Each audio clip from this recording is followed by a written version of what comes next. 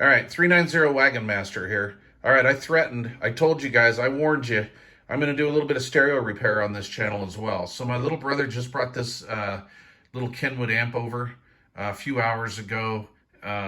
He said that the left channel hasn't been working, and when it does, it's fuzzy, it cuts out at high volumes, etc., etc. So we know that it actually works. Honestly, these things are built like a rock, and these are very similar to the Marantz, what is it, the 1030 or something, if I remember right. Anyway, awesome sounding little amplifier. Let me just tell you what I think is going on with this. I'm going to do a lengthy video on this, but here's what goes out on most of these old units. So if you guys have any old gear like this, let me tell you what to look for if you have channels dropping in and out or noisy channels.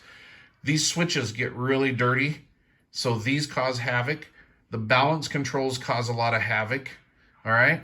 The volume controls are notorious for being filthy, filthy dirty. And then these input switches, these push button switches, like this, these are notorious for screwing up. If just one of these is dirty, it'll affect the rest, vice versa, all right? Speaker A/B switches tend to give problems, but you know, this old thing is just a sweet little amplifier.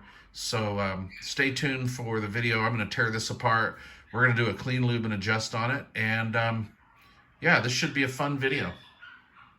This is a little sweetheart amplifier, man. These things rock and roll. This thing will blow my Techniques to shreds. This stuff keeps up with the Marantz gear. Not a problem. All right.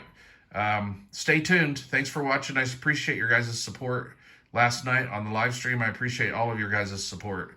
Thank you very much. Bye-bye.